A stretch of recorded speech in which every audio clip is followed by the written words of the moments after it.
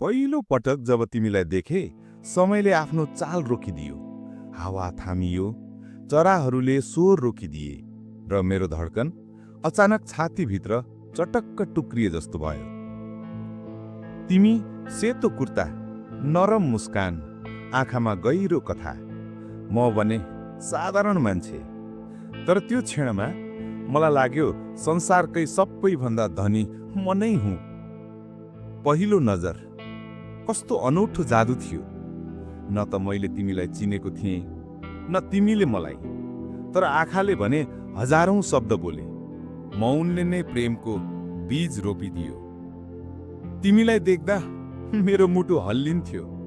तिम्रो हाँसो सुन्दा मेरो आत्मा मुस्कुराउँथ्यो। तिमी बोल्दा शब्द त सामान्य थिए, तर मेरो कानमा गीत झैं बस्थे। त्यो साँझ पर्खाल छेउमा तिमी उभिएकी थियौ। सूर्य अस्ताउँदै थियो, आकाश सुनौलो बन्दै थियो। तिम्रो अनुहारमा पर्न आएको मन्द किरणले मलाई स्वर्ग देखायो। पहिलो पटक माया हो, त्यही क्षणमै अंकुराएको थियो। तर डर थियो। कसरी भनौं? यदि मैले बोले र तिमीले अस्वीकार गर्यौ भने मलाई त केवल दूरबाट हेरेरै बाँच्नुपर्छ जस्तो लाग्थ्यो। दिनहरू बित्दै गए, तर म तिमीलाई हेर्ने बानीमा डुब्दै गएँ। सक्छक्यौं बोल्ने, तर मनभित्र भने असंख्य कविता लेखिरहे। तिम्रो एक मुस्कानका लागि मेरो दिनभरको थकान हराउँथ्यो। एक दिन अचानक तिम्रो हात मेरो हातमा पर्यो।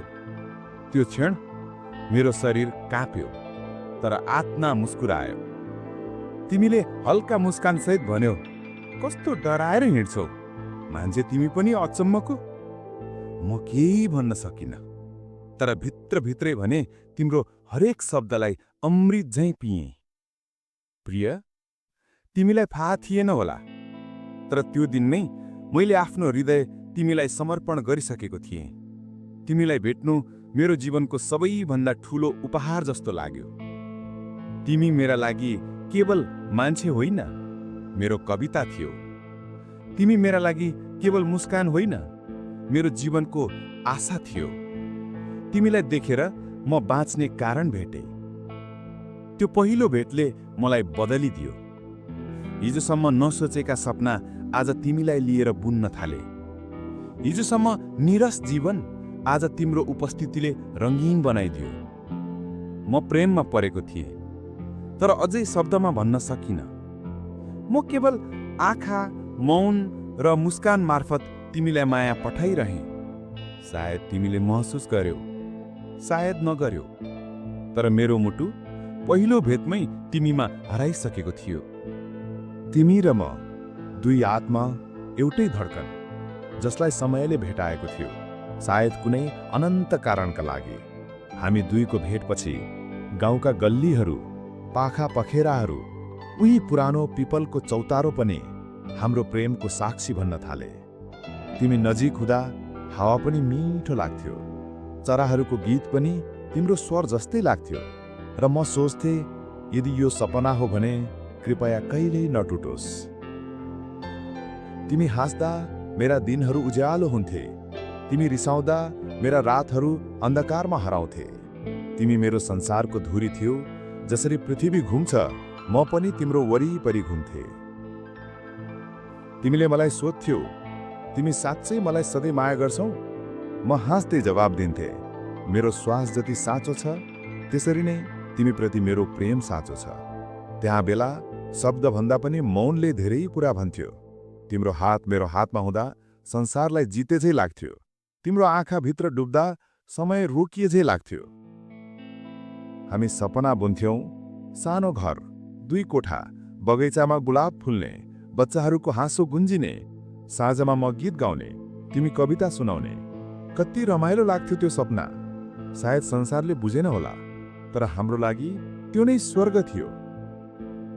एक दिन तिमीले भन्यौ, कसैले हामीलाई अलग पार्न सक्दैन। मैले तिमीलाई अंगालेर भने, यो जीवन, यो आत्मा सबै तिमीलाई समर्पित छ। हाम्रो बाचा आकाशको ताराभन्दा चम्किला थिए। हाम्रो बन्धन सागरभन्दा गहिरा थिए। हामी विश्वास गर्थ्यौं, समय, परिस्थिति, नियति कसैले हाम्रो प्रेमलाई हराउन सक्दैन। तर ओ प्रेम कसरी भनौँ, शब्दहरूले कहिल्यै पनि भावनाको गहिराई समेट्न सक्दैनन्। तिमी मेरो नसा थियो, म तिम्रो बानी। हामी छुट्टै भएर पनि एउटै धड्कनमा बाँचिरहेका थियौँ। त्यो चौतारी जहाँ हामी मिल्थ्यौँ आज पनि सुनसान हुन्छ रे। त्यो बाटो जहाँ हामी हात समाएर हिँड्थ्यौँ आज पनि धुलोले ढाकिएको छ रे। तर हाम्रो सम्झनाहरू कसैले ढाक्न सक्दैन। त्यस रात चन्द्रमाले पनि हामीलाई देखिरहेको थियो। तिमीले मेरो आँखा समाएर भन्यौ, कसम खान्छु जसरी यो चन्द्रमा सधैँ आकाशमा टाँसिन्छ त्यसरी नै म सधैँ तिम्रो रहन्छु। मैले पनि प्रतिज्ञा गरे, जसरी यो धड्कन मसँगै अन्तिम क्षणसम्म रहन्छ त्यसरी नै म तिम्रो रहन्छु।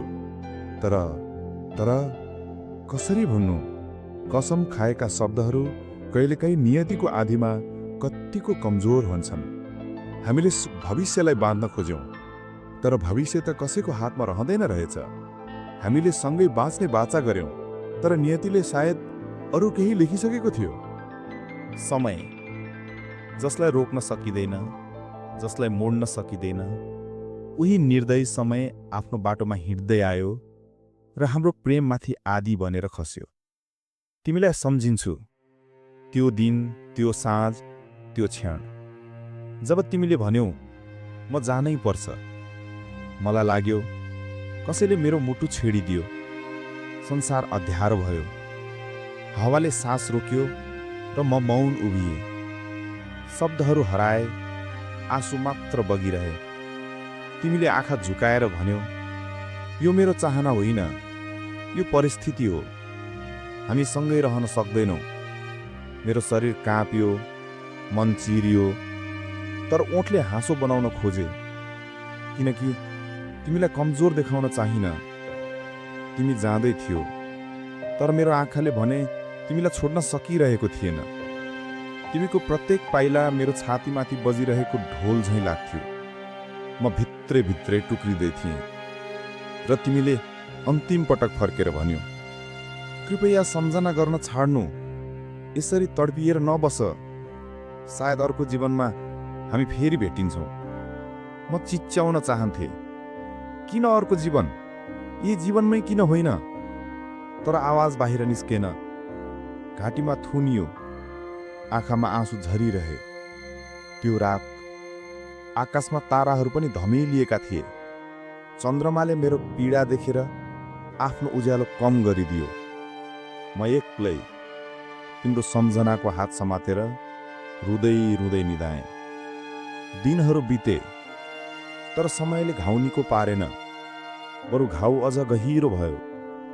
तिमी बिनाको बिहान, तिमी बिनाको साँझ, संसार नीरस भयो। म बाटोमा हिँड्थेँ, तर हरेक अनुहारमा तिम्रो छाया देख्थेँ। म गीत सुन्थेँ, तर प्रत्येक शब्दमा तिम्रो नाम गुन्जिन्थ्यो। मैले कलम समातेँ, तर कविता बन्न सकेन। आँसु बनेर कागज भिज्यो। मैले गाउन खोजेँ, तर स्वर भाँचियो। मैले बाँच्न खोजेँ, तर बचाइ अधुरो भयो। तिमीले दिएको उपहारहरू अहिलेसम्म सुरक्षित छन्। तिमीले लेखेको पत्र, तिमीले दिएको गुलाब, तिमीले छोडेको स्कार्फ, सबैसँग तिम्रो गन्ध अझै बाँकी छ। म प्रत्येक राति स्पर्श गर्छु र फेरि रोइरहन्छु। लोग्ने स्वास्नी बन्ने बाचा सपना मात्र रहेछ। एकै घरमा बस्ने आशा तारा जस्तै टाढा रहेछ। सँगै बुढो हुने योजना कसैले च्यात्तिदियो। ओ प्रिय, तिमीलाई थाहा छ, म आज पनि तिम्रो प्रतीक्षा गर्छु। साँझ ढल्दा चौतारीमा उभिन्छु, सपना देख्छु तिमी फर्केर आउँछौ कि भनेर। तर बाटो सुनसान हुन्छ। हावा मात्र बेगले बग्छ र मेरो आँखा फेरि रस्छ। बिछोड शब्द सानो छ, तर यसको पीडा हजारौं चिच्याहाट भन्दा ठूलो हुन्छ। तिमीलाई गुमाएको पीडाले मेरो जीवनलाई शून्य बनाइदियो। म बाँचेको छु, तर केवल श्वासका लागि। म जिउँदो छु, तर आत्मा तिमीमै हराइसकेको छ। प्रिय, यदि तिमीले मलाई सुन्न सक्ने भए म भन्न चाहन्छु, म अझै तिमीलाई माया गर्छु। समयले बदल्न सकेन, परिस्थितिले हराउन सकेन। रातहरू बितिरहेका छन्, तर निन्द्राले मलाई साथ दिएको छैन। तिमी बिना मेरो सैया केवल खाली चौर झैँ छ। तकिया भिज्छ आँसुका नदीले, र मेरो आत्मा भिज्छ तिम्रो सम्झनाले। दिन उज्यालो हुन्छ, तर उज्यालो पनि अँध्यारो लाग्छ। बिहानका पाखामा चराहरू गुनगुनाउँछन्, तर तिमी बिना त्यो स्वर बेसुरो लाग्छ। मान्छेहरू भिडमा हाँसिरहेका हुन्छन्, तर मेरो मुटुमा सुनसान छ। संसार अगाडि बढिरहेको छ, तर मेरो जीवन त्यो बिछोडको क्षणमै अड्किएको छ। तिमीलाई देख्न खोज्छु सपनाभित्र, तर सपनाले पनि धोका दिन थालिसकेको छ। कहिलेकाहीँ लाग्छ सपना देख्न पनि साहस चाहिन्छ, र त्यो साहस मैले तिमीलाई गुमाउँदा गुमाइसकेको रहेछु। प्रिय, तिमी परदेशिएको खबर सुनेपछि मेरो मुटु टुक्रिएको मात्र होइन, मेरो भविष्य पनि टुक्रियो। तिमीलाई अर्काको हात समाउँदै हिँडिरहेको सोच्दा मेरो रगत जम्छ। तर के गरौँ, प्रेम त बलजफ्ती होइन। तिमी खुसी छौ भने मैले दुःख भोगे पनि प्रेम हार्दैन। प्रेमको सार नै अर्काको सुखमा आफ्नो आँसु लुकाउनु रहेछ। हिजोको चौतारी आज पनि उस्तै छ, तर त्यहाँ बस्ने मान्छे फेरिएको छ। हिजो तिमी मेरो हात समाएर त्यो चौतारीमा आउँथ्यौ, आज अरू कसैको हातमा तिम्रो अंगठी चम्किरहेको छ। त्यो देख्दा मेरो हृदयमा आगो लाग्छ, तर बाहिर हाँसो बनाउँछु, किनभने प्रेममा अभिशाप होइन, आशीर्वाद दिनुपर्छ भन्छन्। म अझै पनि तिमीलाई माया गर्छु, तर त्यो माया अब मौन भएको छ। अब त्यो शब्दहरूमा होइन, गीतहरूमा होइन, मेरो नाडीको धड्कनमा अदृश्य भएर बाँचिरहेको छ। तिमीलाई पत्र लेख्छु कहिलेकाहीँ, तर पठाउँदिन, किनकि थाहा छ अब ती शब्दहरूले तिमीलाई छुन्नन्। तिमी अब मेरो होइनौ, तर म अझै तिम्रो छु। यो नै मेरो प्रेमको अन्तिम सत्य हो। सम्झनाहरू त्यो त सधैँ रहनेछन्। हाम्रो पहिलो भेट, पहिलो स्पर्श, पहिलो आँसु, सबै स्मृतिहरू मेरो जीवनको सबैभन्दा अमूल्य सम्पत्ति हुन्। प्रिय, सायद अर्को जीवनमा हामी फेरि भेटिन्छौँ। सायद त्यो जीवनमा समय हाम्रो पक्षमा हुन्छ, परिस्थिति हाम्रो हातमा हुन्छ, र हामीले अधुरो प्रेम पूरा गर्न सक्छौँ। तर यो जीवनमा म त केवल प्रतीक्षाको पर्खालमा बन्दी भएर बाँचिरहन्छु। म त केवल तिम्रो नाममा धड्किरहेको श्वास बनेर दिन काटिरहन्छु। माया, तिमीलाई गुमाउनु नै मेरो सबैभन्दा ठुलो पीडा हो, तर तिमीलाई माया गर्नु मेरो जीवनको सबैभन्दा ठुलो आशीर्वाद पनि हो। अन्ततः यो अधुरो प्रेमको कथा मेरो हृदयमै बाँकी रहनेछ। संसारले भुलोस्, मान्छेहरूले हाँसो ठट्टा गरून्, तर मेरो आत्माले अन्तिम श्वाससम्म तिमीलाई प्रेम गरिरहनेछ, प्रेम गरिरहनेछ, प्रेम गरिरहनेछ। यदि यो भिडियोले तपाईलाई केही सिकाउन मद्दत गर्यो वा मन छोयो भने कृपया भिडियोलाई लाइक गर्नुहोस्। हाम्रो प्रयासलाई प्रोत्साहन दिनको लागि एउटा छोटो कमेन्ट गर्नुहोस् र आफ्ना साथीभाइ तथा दिदीबहिनीसँग शेयर गर्नुहोस्। यस्तै उपयोगी भिडियोहरू हेर्नका लागि हाम्रो च्यानललाई सब्स्क्राइब गर्नुहोस् र नयाँ भिडियोहरूको सूचना पाउन बेल आइकन थिच्न नभुल्नुहोला। अर्को भिडियोमा भेटौँला। धन्यवाद।